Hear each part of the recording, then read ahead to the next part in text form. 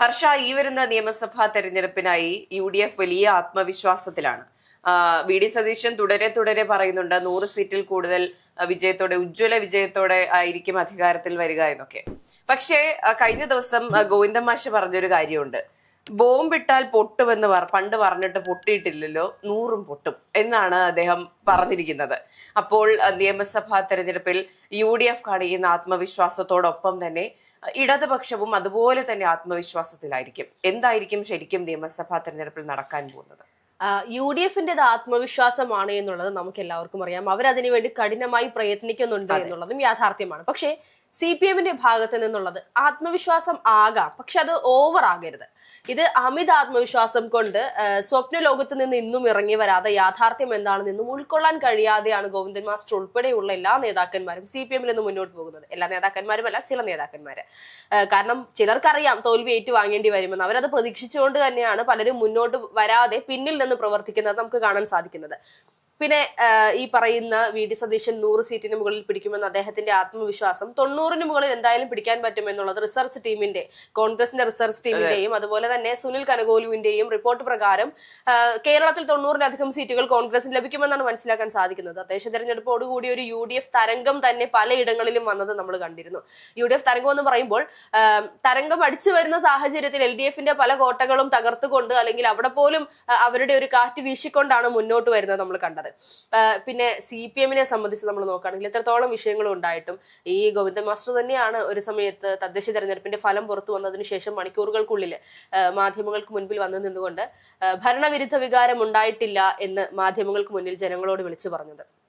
അപ്പൊ തന്നെ നമുക്കറിയാം അദ്ദേഹം ഏത് ലോകത്താണ് ഇപ്പോഴും നിൽക്കുന്നത് എന്നുള്ളത്. പിന്നെ മറ്റൊരു കാര്യമുണ്ട്, അദ്ദേഹത്തെ കുറ്റം പറഞ്ഞിട്ട് കാര്യമില്ല. സംസ്ഥാന സെക്രട്ടറിയാണ്, ഒരിക്കലും തോൽക്കും എന്നുള്ളത് എവിടെയും പറയാൻ സാധിക്കില്ലല്ലോ. അദ്ദേഹത്തിന് തോൽക്കുമെന്ന് മനസ്സുകൊണ്ട് അറിയാമെങ്കിൽ പോലും പുറത്ത് ആത്മവിശ്വാസമുണ്ട്, ഞങ്ങൾ വിജയിക്കുമെന്ന് പറയാനേ അദ്ദേഹത്തിന് നിവർത്തിയുള്ളൂ എന്നുള്ളതാണ്. അതെ. അപ്പോൾ നമ്മുടെ തദ്ദേശ തെരഞ്ഞെടുപ്പ് കഴിഞ്ഞ ഘട്ടത്തിലെല്ലാം UDF പ്രവർത്തകരും അതുപോലെ തന്നെ CPM പ്രവർത്തകരും ഒരുപോലെ പറഞ്ഞൊരു കാര്യമാണ്, 6 മാസം കൊണ്ട് തിരിച്ചു വരാൻ കഴിയുന്നത്ര ദൂരം മാത്രമേ പോയിട്ടുള്ളൂ. CPMന് ഇടതുപക്ഷത്തിന് തിരിച്ചു വരാനുള്ള സാധ്യത ഇപ്പോഴുമുണ്ട്. കൃത്യമായ പ്ലാനിങ്ങോടുകൂടി അവർ വീണ്ടും അധികാരത്തിൽ വരാനുള്ള സാധ്യത നമുക്ക് തള്ളിക്കളയാനാവില്ല എന്നൊക്കെ പലരും നമ്മുടെ പേഴ്സണലിയും അല്ലാതെയും പറഞ്ഞ് നമ്മൾ കേട്ടിട്ടുണ്ട്. പക്ഷെ അത്തരത്തിലൊരു പ്ലാനിങ് ഇപ്പോൾ ഇടതുപക്ഷത്തിൽ നടക്കുന്നില്ല എന്നുള്ളതാണ് നമുക്കിപ്പോൾ കൃത്യമായി മനസ്സിലാകുന്നത്. തീർച്ചയായിട്ടും ഒരു പോകേണ്ടത് എവിടേക്കാണെന്നോ പോകേണ്ട ദൂരം എത്രയുണ്ട് എന്നതിനെ പറ്റി പോലും ഒരു ധാരണയില്ലാതെ ഇരുട്ടത്ത് തപ്പുന്ന ഒരു രീതിയിലേക്ക് ഇപ്പോൾ CPM പോയിരിക്കുകയാണ്.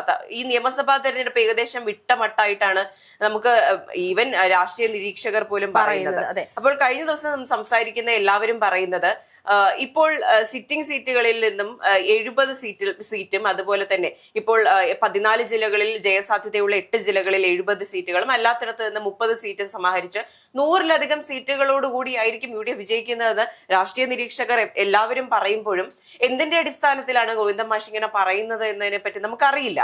അത് വെറും ആത്മവിശ്വാസമാണ്. മുൻപിലുള്ള കുറെ പ്രശ്നങ്ങളുണ്ട്. ശബരിമല സ്വർണ്ണ കൊള്ളയുണ്ട്, അതുപോലെ തന്നെ മുഖ്യമന്ത്രിയുടെ കുടുംബത്തിനെതിരായ പല പരാതികളുമുണ്ട്. ഇപ്പോൾ ഏറ്റവും ഒടുവിൽ ആന്റണി രാജുവിനെതിരെയുള്ള കേസുണ്ട്. അങ്ങനെ പല കേസുകളും മുന്നിലുണ്ട്. ഒന്നിനും ഉത്തരം കൊടുക്കാത്തൊരു സർക്കാരുണ്ട്. ഇതിനെയൊന്നും സിസ്റ്റമാറ്റിക് ആയിട്ട് നോക്കിക്കാണാത്ത ഒരു ഇടതുപക്ഷമാണ്. ഇതെല്ലാം ഇവരെ എന്താ പറയാ, അഡ്വേഴ്സ് ആയിട്ട് തന്നെ ഇതെല്ലാം എഫക്ട് ചെയ്യും. അതുകൊണ്ട് തന്നെ ഈ തെരഞ്ഞെടുപ്പിൽ അവർ തോൽവി ഏറ്റുവാങ്ങാനുള്ള സാധ്യത വളരെ വലുതാണ്. അതെ, തീർച്ചയായിട്ടും. പക്ഷെ ഗോവിന്ദൻ മാസ്റ്റർ പറഞ്ഞ ഒരു പ്രസ്താവനയുണ്ട്, ഇടതുപക്ഷ മുന്നണി നല്ല ഭൂരിപക്ഷത്തോടെ 3-ാം തവണയും അധികാരത്തിൽ വരും.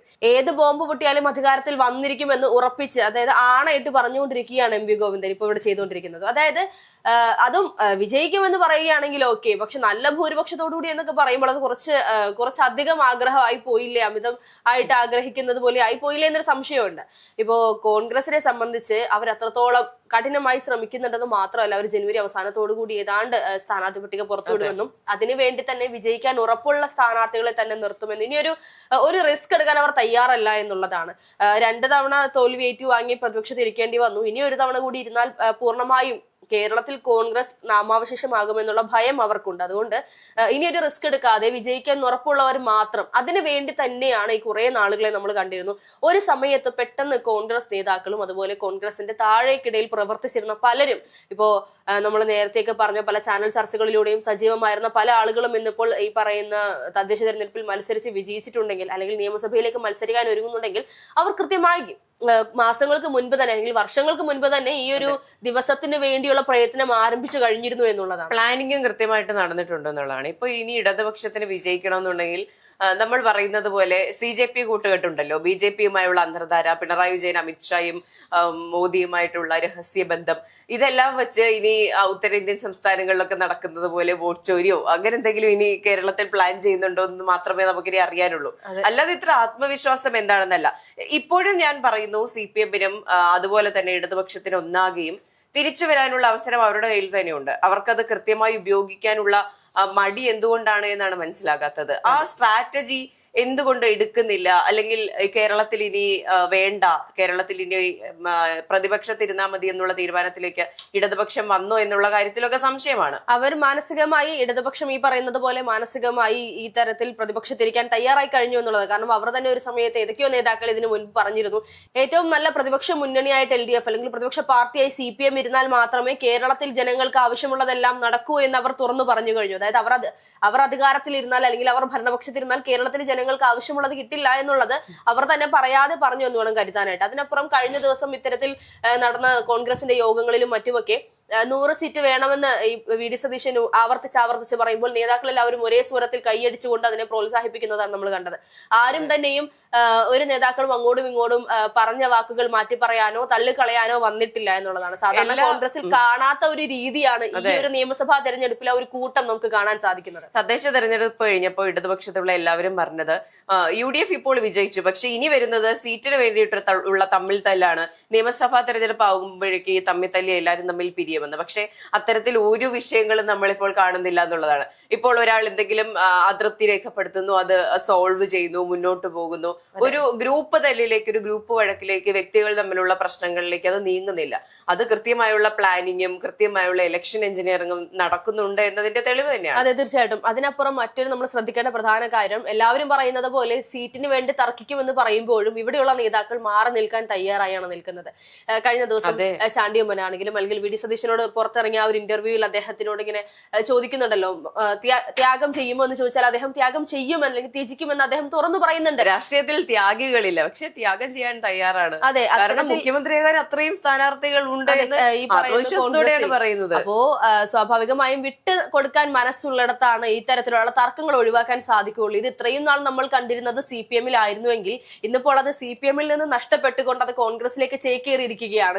ഈ പറയുന്ന വിട്ടുകൊടുത്തുകൊണ്ട് അല്ലെങ്കിൽ ത്യാഗം ചെയ്തുകൊണ്ട് അല്ലെങ്കിൽ ത്യജിച്ചുകൊണ്ട് വിജയം ഉറപ്പാക്കാം, എങ്ങനെയും ഞാൻ തന്നെ മത്സരിക്കണമെന്നില്ല, പക്ഷെ ഞങ്ങളുടെ പാർട്ടി വിജയിക്കണം എന്ന് പറഞ്ഞ് അല്ലെങ്കിൽ ഞങ്ങളുടെ മുന്നണി വിജയിക്കണം എന്ന് പറഞ്ഞുകൊണ്ട് മുന്നോട്ട് പോകുന്ന ഒരു നീക്കം CPM-ൽ മാത്രം കണ്ടുവന്നിരുന്ന കണക്കുകൾ കൂട്ടിക്കൊണ്ടുള്ള അല്ലെങ്കിൽ കണക്കിലെ കളികളെല്ലാം ഇപ്പോൾ കോൺഗ്രസ് പ്രാവർത്തികമാക്കാൻ ശ്രമിക്കുകയാണ്. ഇത്രയും നാൾ ആരെവിടെ വിജയിക്കുമെന്ന് യാതൊരു മനസ്സുകൊണ്ട് ഒരു രീതിയിലുള്ള കണക്കുകൂട്ടലും ഇല്ലാതെ എങ്ങനെയൊക്കെയോ വിജയിച്ചു പോകുന്ന കോൺഗ്രസ് ഈ കഴിഞ്ഞ തദ്ദേശ തെരഞ്ഞെടുപ്പിലും അതേ സ്ട്രാറ്റജിയോടുകൂടി അല്ലെങ്കിൽ അതിനെ കുറിച്ചൊരു അപ്ഗ്രേഡ് ആയിട്ടുള്ള വേർഷനോടുകൂടി നിയമസഭാ തെരഞ്ഞെടുപ്പിൽ മുന്നോട്ട് പോയിക്കൊണ്ടിരിക്കുകയാണ്. ഓരോ ജില്ലയിലും ഇത്ര സീറ്റ് പിടിക്കുമെന്ന് അവർ ഉറപ്പിച്ചു പറയുമ്പോൾ അതിനേക്കാൾ 1-2 സീറ്റ് കൂടുതൽ പിടിച്ചാലും നമുക്ക് അത്ഭുതപ്പെടാനില്ല.